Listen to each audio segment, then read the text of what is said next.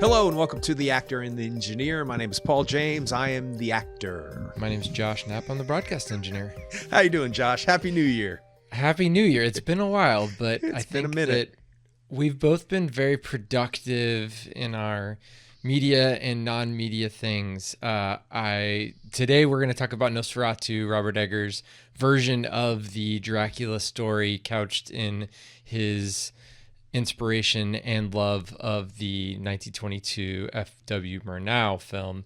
And you can really see it in this movie, but it also is a contemporary film, meaning it uses all of the tricks of current movies. So I'm which is actually, to me, that's actually perfectly aligned with Murnau in 1922. He was using all kinds of tricks back then, and Eggers is using his own tricks now. So, but you've got kind of a cool story about this movie and where it is set. So where have you been, Paul? Well, I don't know if it's a cool story or not, but this movie was filmed in Prague, and I went to Prague the week before Christmas. I went to Czech Republic, to Prague, and then to Dresden, Germany for the day.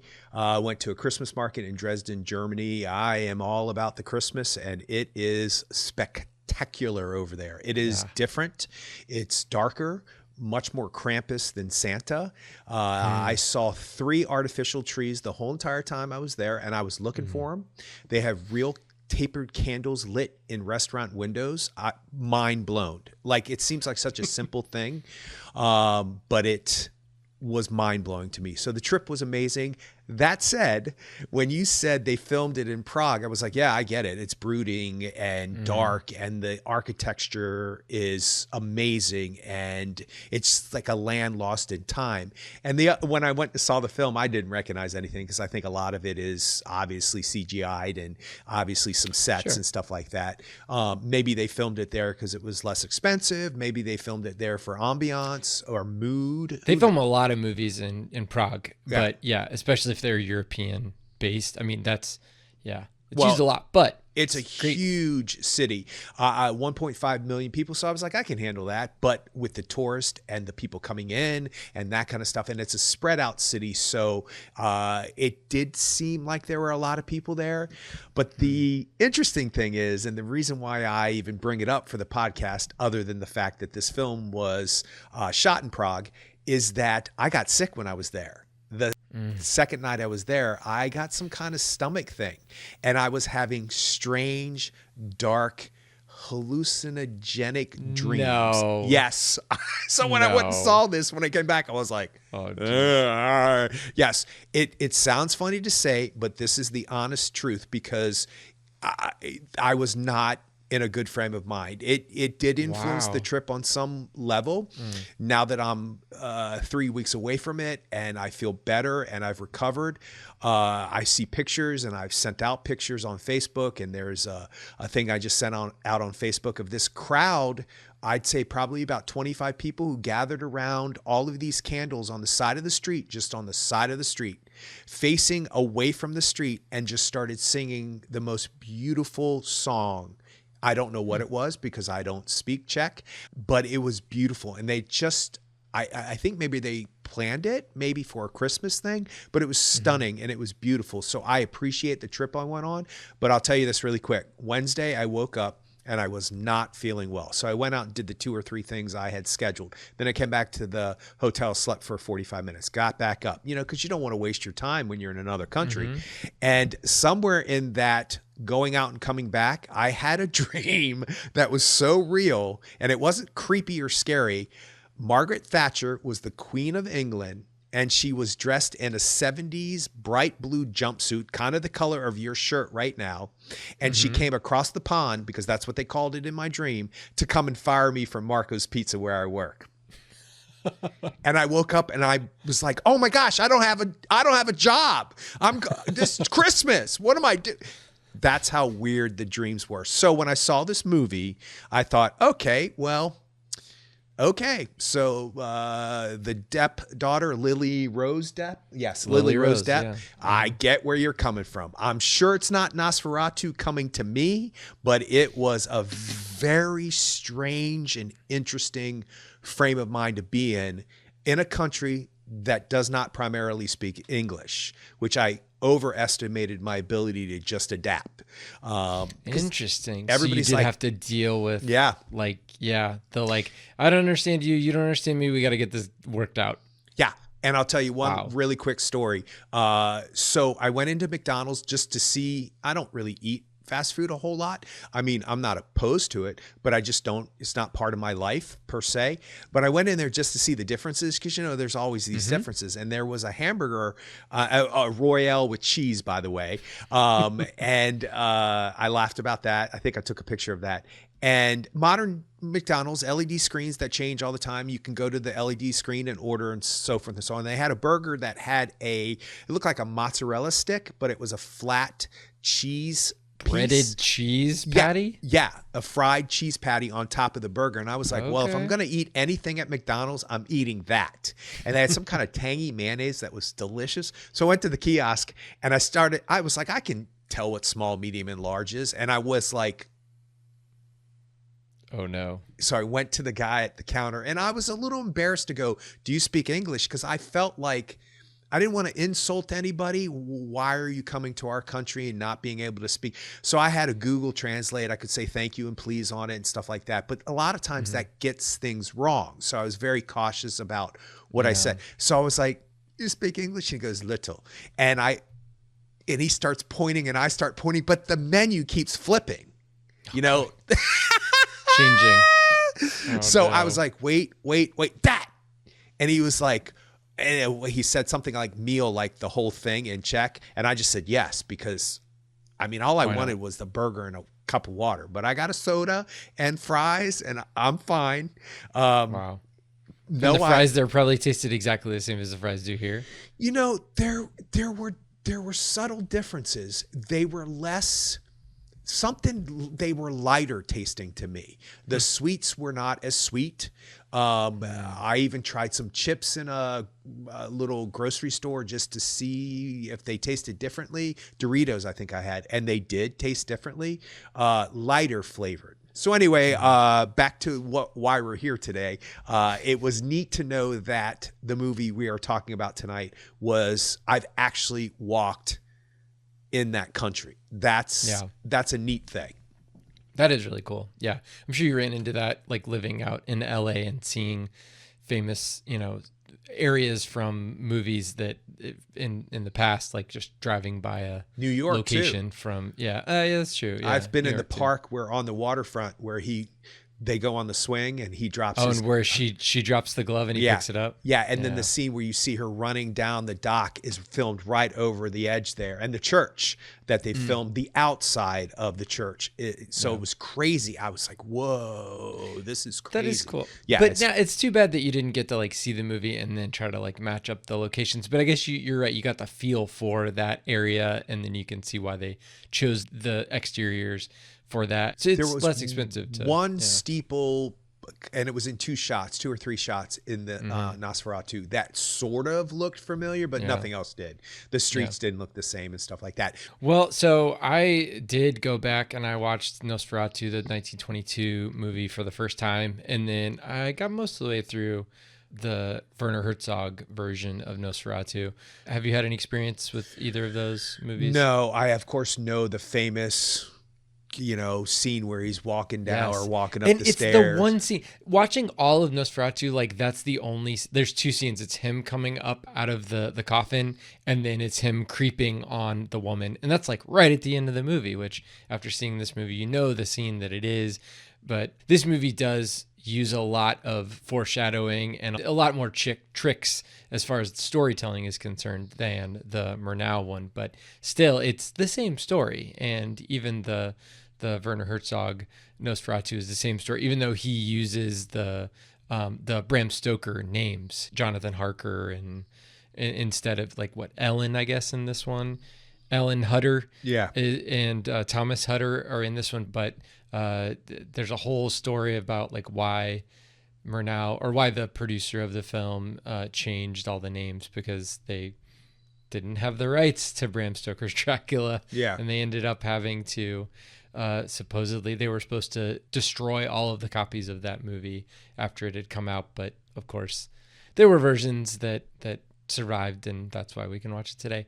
But yeah, we've talked about The Lighthouse, and we've talked about what did we talk about The Witch? I don't think we did. Oh, we've we made did. reference to it. We've made reference. I don't know to if The we Witch. actually did a podcast on it or it came up. But I didn't get through Northman, so I mean, it's tough. It was tough. Yeah. I saw it in the theater and I thought, okay, calm down.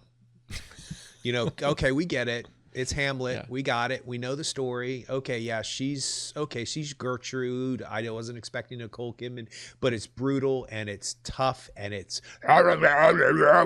everybody sounds like that, which is fine, but it just I sometimes think that directors, they don't need to explain themselves and art doesn't need to be explained, but it does help to know somewhat of the thought process or what they were going for, or this imagery meant this. And it's not so much so they can tell me what I'm watching because I don't understand it. It kind of confirms my feelings about stuff. Oh, this is supposed to symbolize this. Oh, that's what I was feeling. I couldn't have articulated that. I don't really remember much from the Northman. So yeah, and that's where, that's why when I heard that he was doing Nosferatu, I was like, okay, that's fine. I was ambivalent on the situation, but then when I saw the first teaser trailer, you could tell that he had locked into that gothic feeling, and that he was holding back on the reveal of Count Orlok in the trailer, and then that made me more intrigued. And it's like, how long can we wait? How long is he going to wait to show us Count Orlok? And that definitely was satisfying to know the story of Nosferatu and how, in the first film, you don't see Count Orlok for a while. And then in this one, same thing, but he even drags it out even longer. We don't get a good shot of Orlok until until he goes in and opens up his up the coffin, really, because he's in shadow. He's got that huge raging fireplace fire behind him when they are first going through the contractual things for the house that he's supposed to be buying. I mean, all that stuff is just like that you get the feeling of intensity and the feeling of dread, and we get to live in that, and that's what excited me about. Well, it's excited me about some of his previous films, and then especially The Witch. I mean, man, talk about dread. So good. Yeah, it's so good. But that was the part that I was excited about going into the movie, and it definitely delivered as far as that was concerned. So. Were you excited for the movie, or were you kind of not thinking about seeing it in the theater? No, I don't know if I would have seen it in the theater if we hadn't agreed to talk about it. And I was fine with that. And it's not a bad thing to be motivated because we're going to talk about it, so let's go see it. There's been plenty of films you've gone and seen because of the Oscars and because of the podcast that you don't necessarily, or you would probably wait. So it's not that I was excited or not excited, and I wasn't worried about it being a remake, and I wasn't worried about it being shot for shot because, one, I don't know the two other films, and I don't really know, other than the Willem Dafoe film that he was playing, the actor that he was Shadow of the Vampire. Yes, that he was nominated for the Oscar for. So I don't really know much about the film. Well, I know the story, obviously, because it's the same story over and over again. And, and I know Winona Ryder, Gary Oldman, and Keanu Reeves. So I know that film.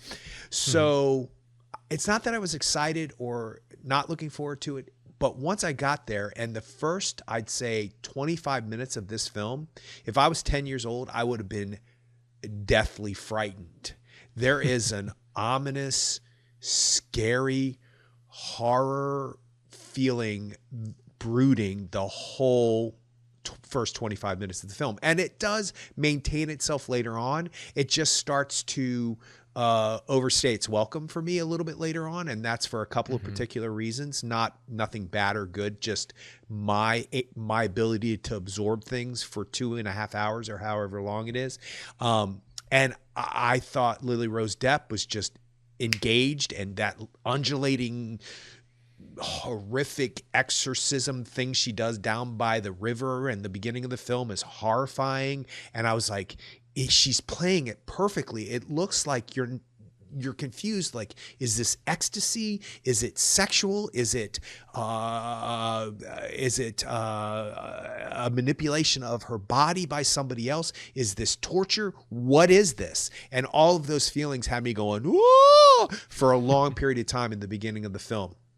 And you're exactly right. You don't see the count for quite a while.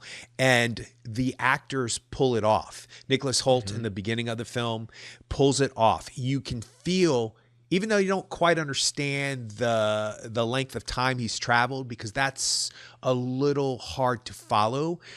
Because I think if they're going from Germany to Romania or to Transylvania, what was said it was a 6 weeks journey. It seems like it's overnight. He spends the night in that town and then he's gone.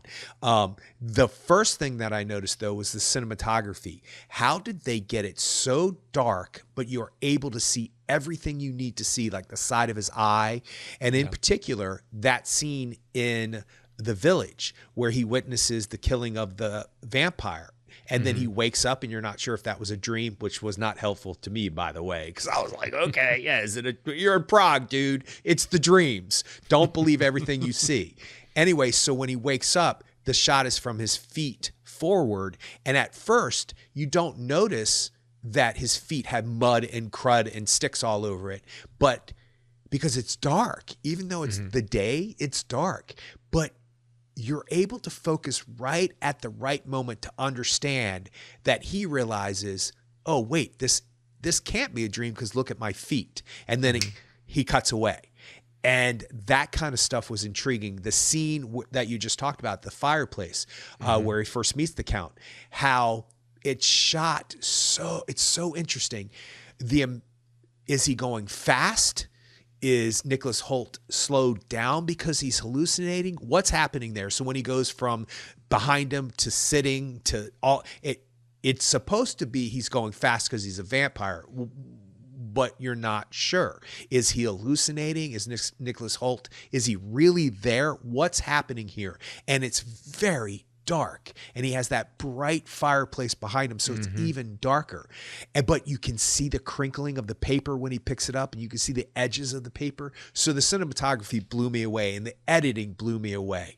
We'll get to it eventually. It's later on when things started to happen that it became very much in your face, pounding Northman type things that. Oh, interesting. Okay, yeah, I do want to talk about that later. I did have a question for you about Nicholas Hoult though, because like I felt like, I mean, first of all, Lily Rose Depp, she did an amazing job. I can't imagine having to, and I didn't realize that. I just assumed that a lot of the like physical stuff that she did was assisted, but according to everybody who was in the production, all of that was like her sticking her tongue out in weird ways and her like bending up quickly. Like horrifying. All that was, gymnastically done by her and only her. So and that later on scene closer to the end when she's walking behind him and then she starts to do it, I'm like, she must have been tired and hurt she must have had a masseuse or something because and by the way 100%, and if she didn't, I probably would have bought one for her as the producers because she just is 100% there.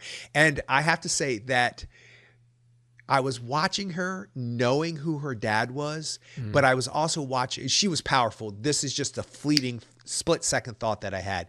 I think I would have wondered if I knew who she was because she does resemble him enough in the face to where if you go, she looks familiar to me, and somebody goes, oh, she's Johnny Depp's daughter, you go, oh yes, she is. Of course. And she just carries this film. She is amazing. So anyway, but what were you saying about Hoult though? I mean, I felt like he had one of those difficult roles where he's expected to be scared for 20 minutes in a row. Yeah. And like the whole time he's at Count Orlok's castle, like he's just expected to be completely scared and like out of his wits. I could imagine that would be hard to sustain. Like how many more angles and shocking faces can you give to a camera? I don't know, but I didn't feel like it wore me down as far as I felt like he stayed engaging as a character, and I was still engaging with the situation, and I wasn't like, oh my gosh, it wasn't a bad B movie with somebody going, oh no, Yeah. or Friday the 13th part 10 or whatever, it was it was good. I mean, Yeah. it was well done. And we just watched Juror number 2, and I know he's been in a couple other things recently too. So and he's gonna be in Superman as Lex Luthor. He's definitely having a good time so far, and stays busy. But I thought that it would be a bit difficult to play a role. I would think that you're the guy who gets pushed aside by Count Orlok, Literally. and ultimately, yeah, like he gets singularly focused on Nicholas Holt's wife. So that's the impetus for him to leave the castle and to go to be where they are. But still, I felt like he was able to stick up for himself as much as he could in the situation that he was in. But yeah, it wasn't. Like in the 1922 movie, it's kind of not played for laughs, but it's kind of played for like, oh shucks, or, I wonder what this is. I wonder what's behind this door. And like in this movie, it's kind of like, oh God, what's going to happen to me?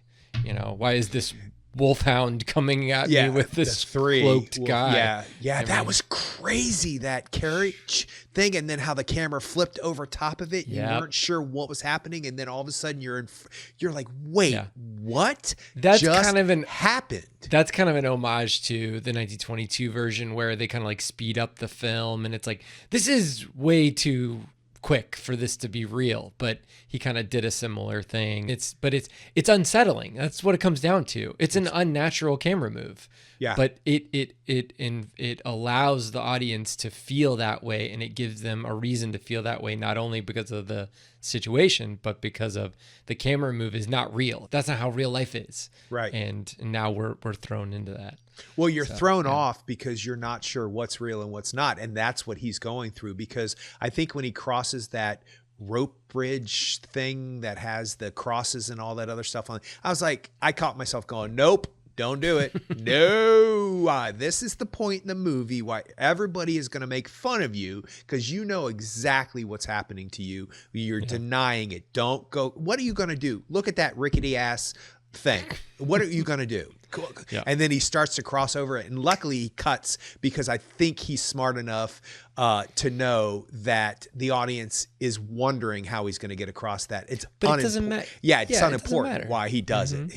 So he doesn't film that, which is great. So I think it's a thankless part on some level for Nicholas Hoult, but I actually think Aaron Taylor Johnson and Emma Corrin, they actually had harder parts, in my opinion. They are significant parts, but I found it hard to see their way. And so would you say Aaron Taylor Johnson's like the straight man in the film? He's like, everybody else is crazy around me, and I'm just the guy who's trying to like keep it on the rails. Is that like what? Yeah, but then he's written kind of strange, because he's like, get out of my house. This is spiritual, crazy stuff. And then he goes, how do we kill him? You don't even know? And it's like, wait, slow down. And I unfortunately, first let me state, I like Aaron Taylor Johnson as an actor. We've talked about him a couple of times. Nocturnal Animals, we've talked about him. Yep. And he's done a couple of films that I've seen that most people don't know about that I think he's been quite good in. But I just felt like I kept thinking of somebody else doing the part, especially later on. I don't think he did anything to hinder the storytelling, in my opinion. I just kept thinking, what if that was Sebastian Stan? Somebody, it's like he's the Keanu Reeves of this film. You like him and he's fine. He doesn't interrupt the flow, but there's something just a tad bit, I don't know. So I guess the question would be, is it underwritten? Is the character underwritten, or is it the way that it was done. Okay. Well, I guess you have to. I guess you have to break that down. What do you mean by underwritten? Does he Like- serve the story, or is there a character behind the story? It's unimportant who he is per se, but Well, it's it's important important- what his actions are in the Yes. film. Yep. Totally. So- you're right. It could be any person, but it's the person who says, this isn't normal. This isn't right. This needs to change. Because of what eventually he's the guy who has to, he's doubting Thomas. He has to see the holes and the crown thorn scars. Yeah. He has to see that his wife unfortunately has died and his kids unfortunately have died. And really, there are no spoilers to this film because if you've seen any version of Dracula, you know who Emma Corrin is. You know what her character is. The thing about those two actors, and maybe this is what it is, I really like both of them. And I kept thinking to myself, it would have been easier for me if I didn't know who they are. And that's not their fault. That's not anybody. Like, so I'm why is Craven the Hunter going crazy over here? which I saw, by the way. Oh, I didn't see it. in No. Prague. Oh, okay. Which was very interesting. Because, Now, was it dubbed or did it have Yes. subtitles? No. It was subtitled. Okay. All right. But the crazy part is that the Russian in the well, you don't know because you've not seen the film. There's he speaks Russian in the film in the beginning of the film, so that was subtitled in Czech. So I don't know what happened. You had no idea what he I said. do know what happened because you can tell what happened. Yeah. But then when they started to speak English, then it was subtitled in Czech. So it was fascinating. It was fascinating. You know, I think that's going to be a small little Paul James thing when I go to another country to just see what their film going experience is like. The theater was beautiful. It was stunning, actually. It's very clean. And actually, I had no plans on seeing a movie until I wasn't really feeling well that night. I kind of didn't have much planned that particular night. So I was like, you know what? Nice dark theater. There's nothing else dubbed or subtitled. So it has to be Craven, which I'm fine with. I'm a Marvel guy. I'm a comic book guy. So it was interesting to see. The movie is There's probably a reason why it was filmed and done over a year ago, and it's coming out right now. Yeah, there's a few choices, and Ariana DeBose is in it, so I'm all about her. That's cool. Yeah, so there was, it was neat to see a film in Prague. That said, I don't know. I don't think it's Aaron Taylor Johnson's fault. I just think I kept thinking of somebody else. And it's because it seemed like, let's give them something more to do, but they served their purpose of the story. Yeah. Well, and we haven't talked about Bill Skarsgård yet and everything that went on Bill Skarsgård and his demeanor and his voice and all of that. But it was a lot. All of it was a lot. And it was a choice too, because you can tell, I know you haven't seen the other two films, but they are pretty much aligned with each other as far as the Bald teeth. Yeah, bald with the little teeth in the front and all of that. I mean, No that's mustache, very consistent. no receding hairline. Yeah, it's and the crazy ears, like that's all consistent. But in this one, it's like he's got a little bit of hair. He's got the big Russian, Makes mustache. Sense. All of their choices made sense. Yeah, and then the for voice the first hour and a half. And then it just got too much. They gave him too much dialogue. Well, and that's what I was wondering about the starting off, having him speak Russian or whatever that dialect was at the beginning. I did you're not hiding the fact that this is a vampire story. You're not hiding the fact that there's this brooding sense across the whole film. The reveal doesn't have to be the reveal that this is a vampire movie. Everybody knows it's a vampire movie. Yeah. Now, maybe in 1922 they didn't know it was a vampire movie, but now they know that it's a vampire movie. So why not go right up front with it and get the two main characters, the Lily Rose Depp character and the Count Orlok, Bill Skarsgård, get them together and figure out, what that's going to look like. And then you can build towards that. I thought that was smart to do, but you're getting both. You're hiding the reveal, but then you're also, getting people acclimated to the environment. So I thought that was smart. But I think that I didn't realize that Bill Skarsgård is 6'4", but I guess when he played Pennywise, that was pretty tall. He was pretty tall in that I didn't think he was as tall as he seems to be in this. They may have him wearing, whatever, Yeah. shoes, lifts, whatever, something to get him up higher, because he looks really and Nicholas Hoult is tall. Yeah. So, and he was taller than Nicholas Hoult. Which is great because Superman is tall. So finally, tall people in a Superman or the Superman actor is tall. Yeah. Corin Sweat. He's like 6'4". What? Okay. Finally. The thing about Bill Skarsgård, first of all, he's in Transylvania, so he's Romanian, so he speaks Romanian. Oh, he does, got it. Okay. Yeah, right?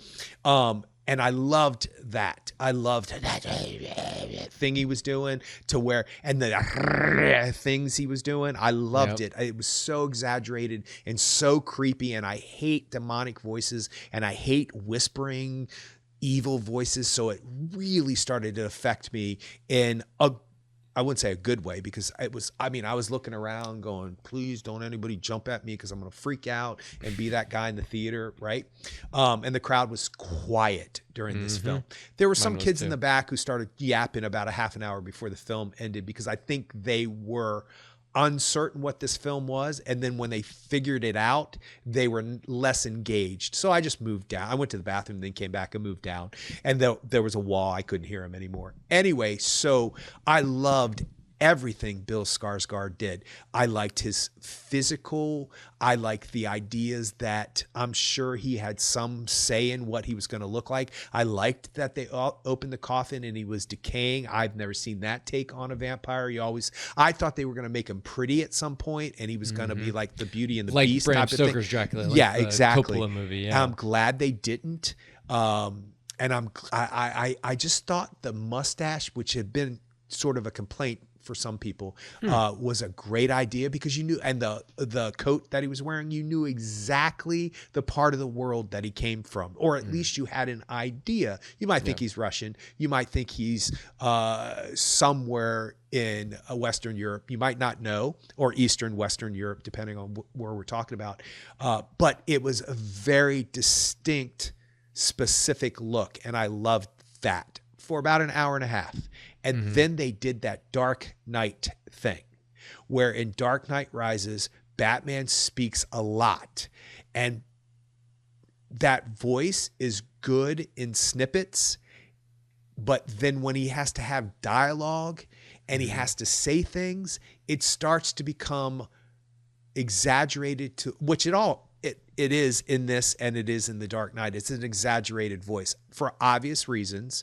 For The Dark Knight, so his voice is not recognizable to the people that he knows, blah, blah, blah, blah, blah. But after a while, and he's talking about everything, and blah, blah, blah, it pulls me out. And there is heavy dialogue between the Count and, what is her name again? Ellen. Helen? Yeah. Ellen.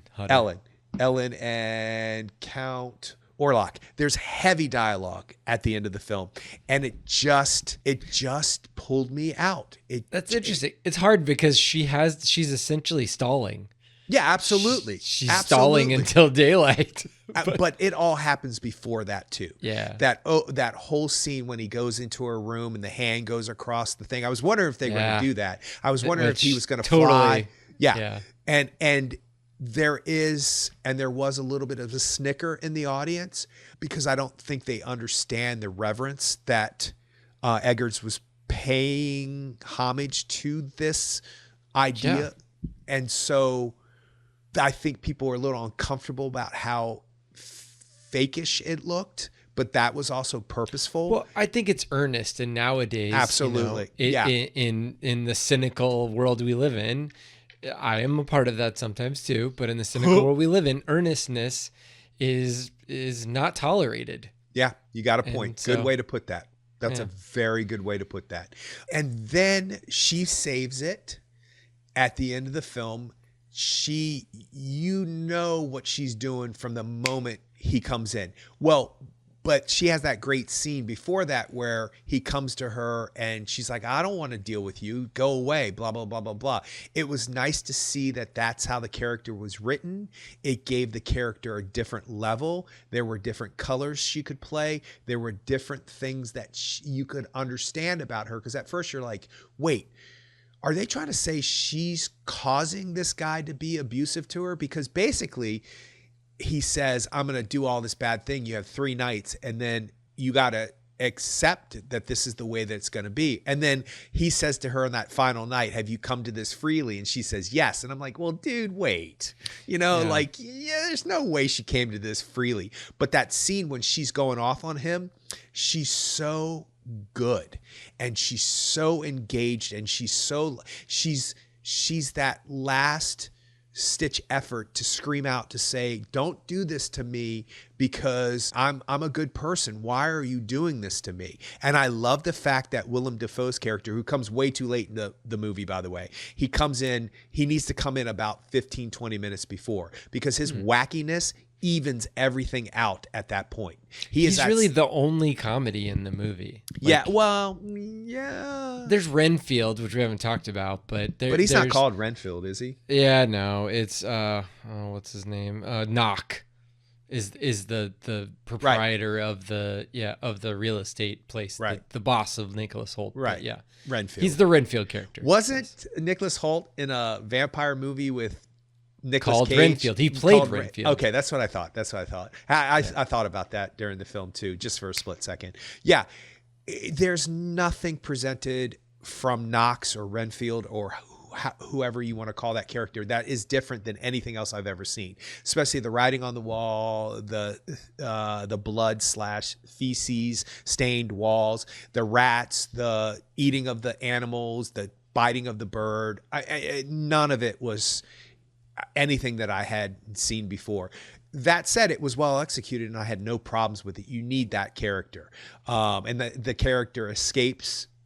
And then that's really the kind of suspenseful moment closer to the end of the film when they push the casket open and the reveal is not what you think it's going to be. Mm-hmm. So that was an interesting take. I wasn't expecting that. But yeah, so I don't know. Well, I mean, since I'd, seen the previous movies, pretty close to when I saw Nosferatu, like I knew that there was an eventuality to the film and I kind of knew where it was. I knew exactly where it was going and I was trying to figure out how they were going to cinematically show that and how he was going to make it different. But then also I knew he was going to not stray too far at all from the actual story that Murnau followed in Nosferatu. And so in his Nosferatu. So I think that you've got the doctor, you've got the played by Ralph Ineson, who we've seen in Green Knight and of course The Witch, and so he's the father, isn't he? He's the father in The Witch. Yeah, I mean, he's got that voice where you're just kind of like, oh, that's him. Yeah. But you're right. Both him and Willem Dafoe are barely in this movie, but they're exposition deliverers, and Willem Dafoe does more than that. But he does it in an engaging way. But you're pretty much, like you said, everything's funneling down to that last scene between Lily Rose Depp and Bill Skarsgård, as those two characters. So I was more interested in like how the score is incorporated and just like the lack of score and allowing for the performance that Lily Rose Depp gives in a lot of those scenes where it's just her right up close to the camera and she's using all the muscles in her face. They're all there and she's using them all.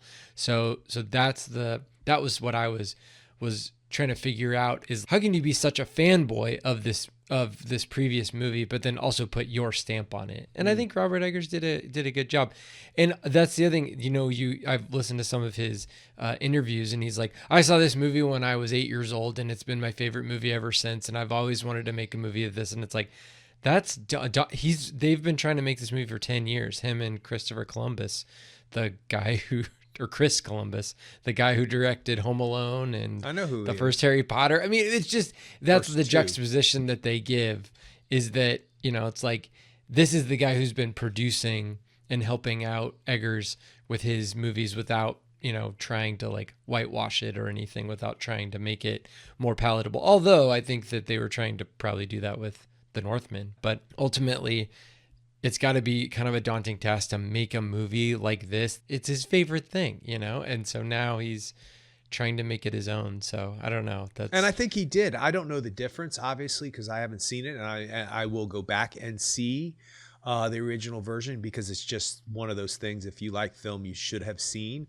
or should see, and you could tell there's love on the screen for the subject, and you can tell he takes it seriously. Speaking of the professor and the doctor, who you said don't have a lot to do, they do balance the screenplay out, though. The doctor does bring levity to the weirdness of the spirituality of it, or the metaphysical part of it. And then, of course, the professor does the opposite. And they kind of go toe to toe in a couple of scenes. And Willem Dafoe's like, no, I'm going to act really crazy and get my way. And it works. It 100% works. So there is balance in that. And there's balance in the screenplay. The first act is clear. The second act is clear. The third act is clear. And I love the idea that your ending that you're thinking in your brain is not the ending that you get. I love that. I love when Willem Dafoe goes, I don't know how to kill him. I just came upon this whole idea. You're just believing me. Like, I'm barely believing myself. Like, I've only done some research, so I don't think there is this. I think we can do this, this, and this. And then they attempt to do that, and obviously it doesn't go the way that they thought it was going to go.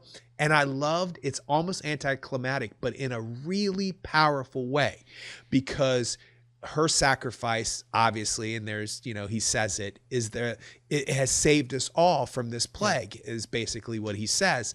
And I loved that. So I think this film is worth seeing. I think it's engaging. I think it's creepy and scary in places, unnerving in places, due to her performance and the way Eggers you're thinking one thing, and then all of a sudden it switches, and the momentum that he builds up, that he switches on, is unusual. And that just adds to dread on some level. You're uncertain what's happening. And I like that. So overall, I think it's a fantastic movie. I'm glad that he got his passion project. I love that he wanted to do this since he was 8 years old, and he got an opportunity to do it. And I think it's all on the screen. And I also believe that this type of film, whether or not it's some of the reviews are good and some of the reviews aren't so good. And I happen to agree with most of what I read, but I also think that this is the type of film, once the general public, it starts to filter its way through, it'll be that, have you seen this movie Nosferatu, whatever, what was this vampire movie thing? Have you guys seen this? It's really weird, and it will take on a life of its own. And also, I believe it's like all great art.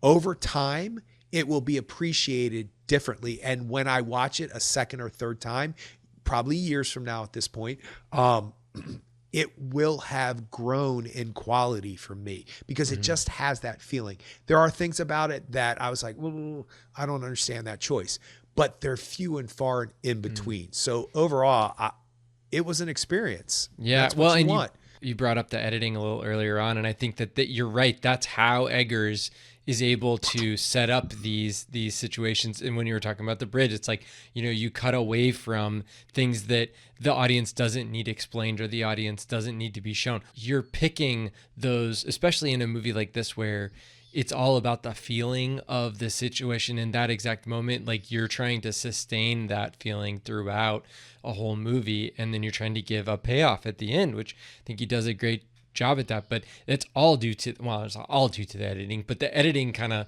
it really ties the room together, so it does well to focus the energy of it focuses the attention, obviously, but it focuses the energy of the audience on what you want them to see, and by hanging on something, or by cutting quickly, or by intercutting. That's something that Murnau did in the 22 film that Eggers mirrors in this movie, when Count Orlok gets put on the ship, and then the ship goes over the sea, and at the same time you've got Thomas Hutter, the Nicholas Hoult character, going back to his wife, back to his home, and it's intercutting between him getting better, him recovering, recovering, him having to get out of that place because even though they tell him he should stay.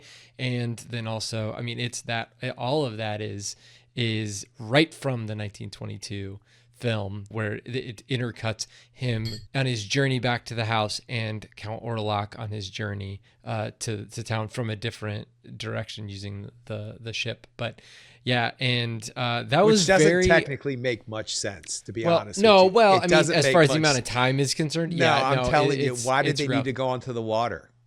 Oh, why did Orlok need to go onto the water? I think because he needed all that dirt, and it might have been difficult to go through the Carpathian Mountains with all that dirt on a. Solved. And so, and then solved. Nicholas Holt's just riding a horse. Yeah, that's it. Because you don't need to get on a boat to go from Romania to Germany. No, you just don't. No. And by the way, the film editor is Louise Ford, and I believe that she deserves an Oscar nomination. And can you pronounce the cinematographer's name? Do you have that pulled up? The cinematographer is Jaron Blaschke. I think he's Blaschke.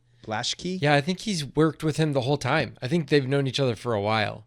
Well, I think the editor and the cinematographer should be nominated for Oscars. And the film, if the film hadn't semi-lost me, I would have said, in the first 45 minutes of the film, I kept thinking to myself, these thoughts are very fleeting. The film had me engaged. Let me get that clear. It's not like I'm like lost in thinking of my own thoughts. That's an indication about the film. The film had me engaged, but the thought did run through my mind. How come these people aren't part of the Oscar conversation? This is amazing. Some of 45 minutes in, I was like, this is amazing. Why is the production design, all of these people? And I actually think the script is really well done too. It's smart. I mean, it's of course an adapted, but the highest form of flattery is imitation. So if has a passion project and there are reasons why there are plot points you cannot overlook. So it's not like he's stealing it because he has no better idea. He has to have certain plot points happen because that's the book and that's the story. So it's not like he's stealing because he has not a better idea. He had a better way of envisioning how he thought the story should be told. And I think that comes across in the film brilliantly. Mm-hmm. Yeah, I agree. So yeah, definitely lots of love for I guess what they say are below the line people, but at the same time that kind of reduces it puts them below the line, meaning the actors and everything is above the line, and director, actor, producer, those are above the line, and then everybody else is below the line. That's silly because every single person who's ever worked in the film industry would say I just saw a round table with Tilda Swinton, Demi Moore, and blah blah blah, and it was a great lineup. Angelina Jolie and Tilda Swinton was saying they were talking about getting used to the camera and that kind of stuff, and she was like, well, but it's really not our business. And Kieran Culkin was saying the same thing in another interview I saw him in, but they were saying about being aware of being self-conscious and seeing dailies and stuff like that. And Tilda Swinton worked on a film and she's in every frame, and she thought, well, I'm kind of needing some praise here. Like I'm kind of needing somebody to tell me I'm doing okay. So I'll go to the editor because I'm in 98% of this film. So he has to pick a scene I'm in. And he goes, the scene where you do this, blah, blah, blah, you're brilliant in. And she gets the satisfaction that she needed as these desperate actors, and I speak of myself too, need, because it is a very strange thing to put yourself out there, but you don't know how you're coming across.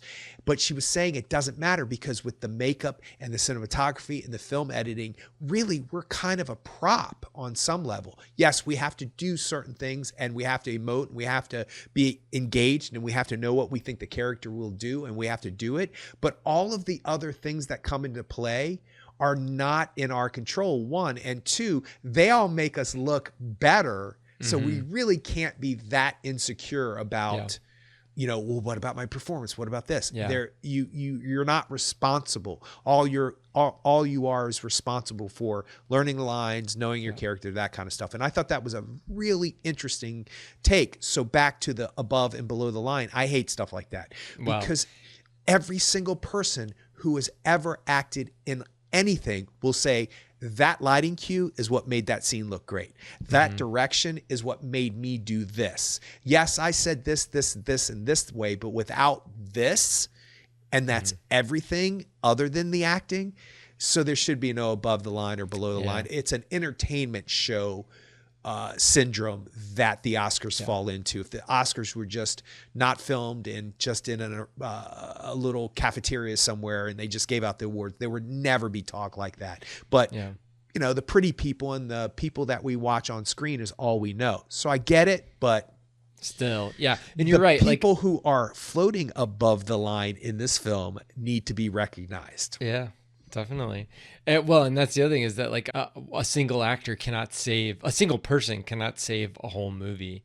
I mean, directors can modify things and make them better, but you can't have like everybody else around you doing a horrible job and then the movie is great because of one actor, you know. You can have good parts to a movie. I could discuss that heavily. Oh, yeah. We should do an episode on that. I could discuss that heavily. There's a couple of movies out there that I think are average to below average, and the performance has pulled me through. But we've talked about that before. Well, but I guess that might be different than what you're talking about. I'm talking like, you know, some of the like Roger Corman movies or the, you know, like that are way, you know, lower budget, and it's like, well, this is a masterpiece because of this one person's acting, or you know, right, or Plan 9 from Outer Space. Pick one of those or something, and be like, well, no, this is a real piece of cinematic bravado that was saved by this, you know, one person's acting. You know, I just, you're right. It's a culmination of all the people that are involved. I'm going to search though. Yeah, I'm going to search for an example. There's definitely movies that, I mean, shoot, there's movies that are better for me because of the score. There's movies that are better for me, like you said, because of the cinematography. There's movies that are better for me because, I mean, Glengarry Glen Ross is great, not because necessarily that the lighting is amazing, but because the script is awesome. And then, oh, by the way, the actors are great too. And then, you know, the score actually kind of sucks for that movie, but whatever. That's interesting. Well, I will wrap my part of the conversation up by saying I think everybody is working on full tanks of gas in this film. They're all working on every cylinder they can work on, and they're all doing the job that they were required to do, and it shows on screen. And it's a fascinating movie on so many levels. So yeah, there it is. Yeah, I'm definitely going to see it. I'll probably see it again this year because I think that there's a lot visually that I probably missed because I was trying to take it all in and running that kind of sub process of, oh, is this like the Murnau film or is this not like the Murnau? Yeah. I'm sure I missed a lot. And and I want to revisit the score too because in the moment I felt like it was omnipresent, but then I think there were also scenes when it just wasn't needed and wasn't present. So that's the part that I want to go back and check on. So, but yeah, I was excited to see it and it definitely paid off for me. So, all right, well, that's a good place to end it. So you can check us out on the web at actorandengineer.com. You go to facebook.com/actorandengineer. We're on X at actorengineer, and we're on YouTube. Just search for the Actor and the Engineer podcast. We'll see you next time.